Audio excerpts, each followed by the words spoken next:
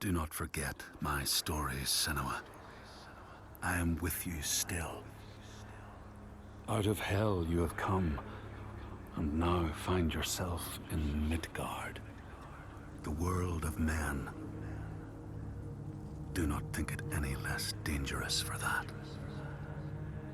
Your path has taken you far from home, across the boundless sea, and you must go on to the heart of this place, to the heart of man.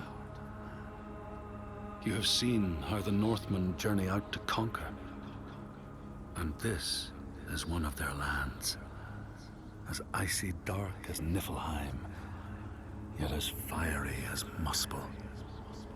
It has not long been claimed, and they try still to tame it.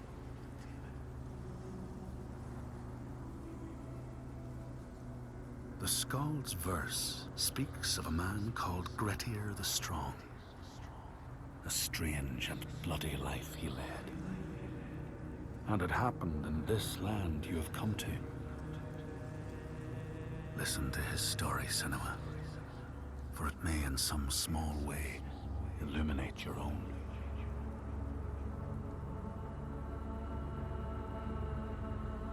The Skalds say that in Grettir's time, a nearby farm was plagued by hauntings. A shepherd called Glamour was killed by some evil force, found dead in the snow, bloated and black. His body could not be taken to burial, because he was held fast to the ground. So it was left. 3 days after his death, the body was missing.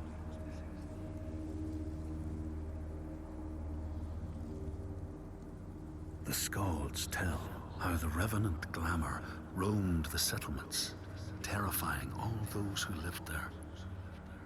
Each one he killed, in turn, rose to walk beside him.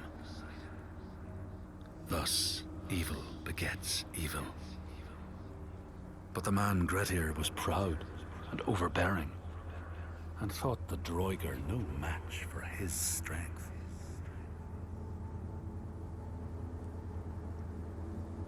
The Skalds say that Grettir fought and killed the Droiger Glamour, but not before Glamour had cursed him. His strength would be turned against him, his deeds bring death and exile, and he would be always before Grettir's eyes, making him afraid to be alone. He saw all sorts of phantoms wherever he looked, and thus people who see things that aren't there are said to have Glamour's eyes.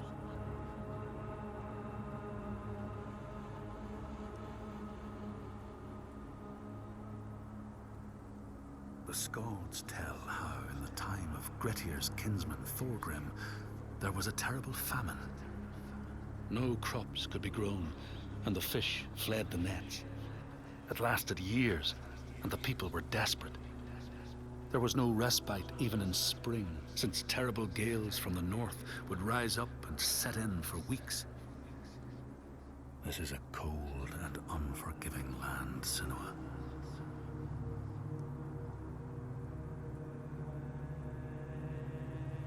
In the time of famine, at the place known as Rifskar, Thorgrim found a huge finback whale, beached and dead. His neighbor, Thorfinn, had already found it and was in the process of flensing it. But Thorgrim claimed it as his own. Thorfinn said he would not give it up without a fight. If that's what you want, Thorgrim said, let it be so. And he launched a blow at Thorfinn, cutting off his head in one strike.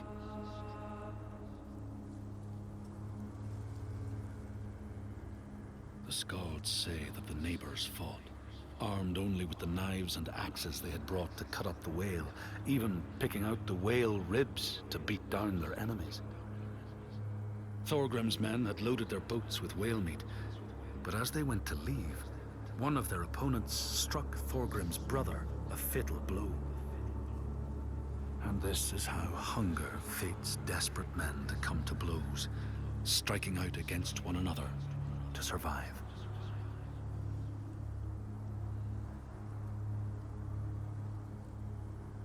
Skalds speak of the time Grettir, traveling with some others, ran into rough weather and docked their boat on an island.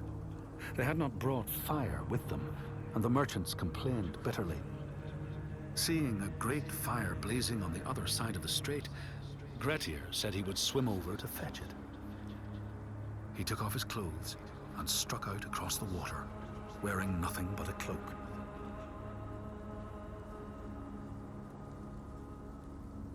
When Grettir came to the farm where the fire was burning, all was peaceful. By the time he reached them, his cloak was frozen stiff, and he looked like nothing more than some huge troll.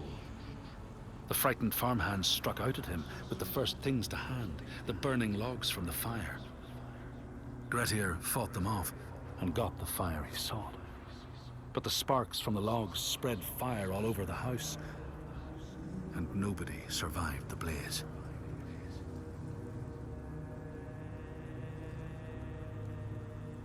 The Skalds say that Grettir swam back across the strait, keeping the fire safe from the water. His friends applauded Grettir's bravery, but when word spread about the massacre at the farm, people took against Grettir.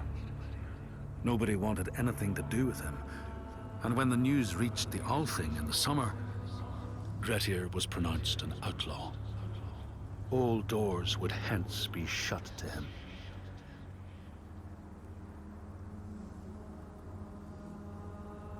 The Skalds speak of how Grettir, now an outlaw, took rest on the island of Haramsoi with a man called Audun. Grettir saw a great yellow glow like a fire rising from the ground. Audun told him it was coming from the burial mound of Kar the Old, who ever since he died had haunted the island, and warned him to stay away.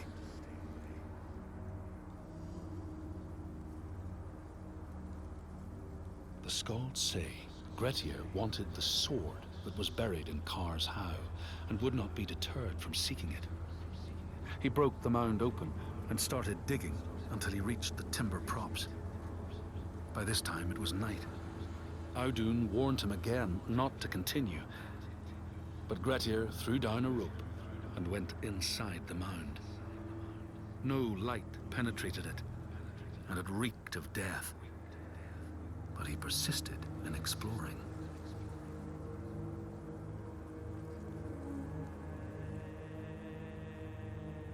Grettir found the sword he was seeking, Kar's loom, buried in the grave mound. He went to leave, but before he could reach the rope, something grabbed him from behind, and Grettir realized the mound dweller would not let his treasure go. The two fought ferociously until Grettir got the advantage and chopped off the revenant's head. But Kar's loom would prove his undoing, fated to be the sword that killed him.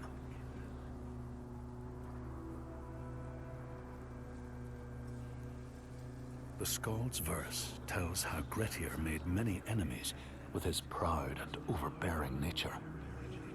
Always quick to anger, his strength and fighting prowess meant that even the most trivial of quarrels met a fatal end.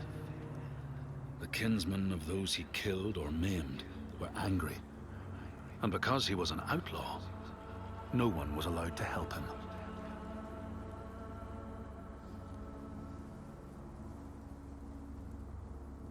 The outlaw Grettir fled to the island of Drangi.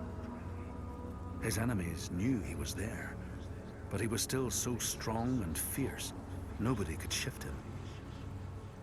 Thorbjorn, first among his foe, sent his foster mother to see Grettir. She was a Seithkona, and very wily. She enchanted a tree branch and sent it to wash up on Drangi. Grettir tried to cut it up for firewood, but his axe flew back and struck him in the leg. The wound blackened and festered, and Grettir feared his time was close.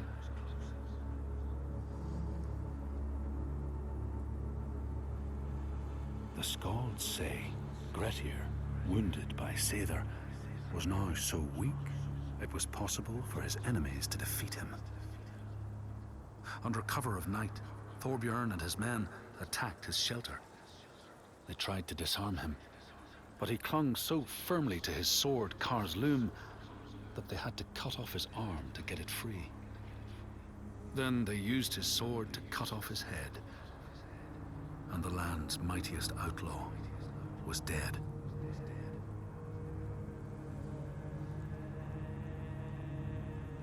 As the Droigar glamour had predicted, all Gretir's brave and fine deeds brought him misery. So fate makes prisoners of us all. But it was Gretir's nature that made him fight the Droigar, and Gretir's nature that led to blood feud and exile. So what is truly our prison, Senua? Is our path ordained, and we powerless to change it? Or do we blame uncertain powers for what we ourselves ordain?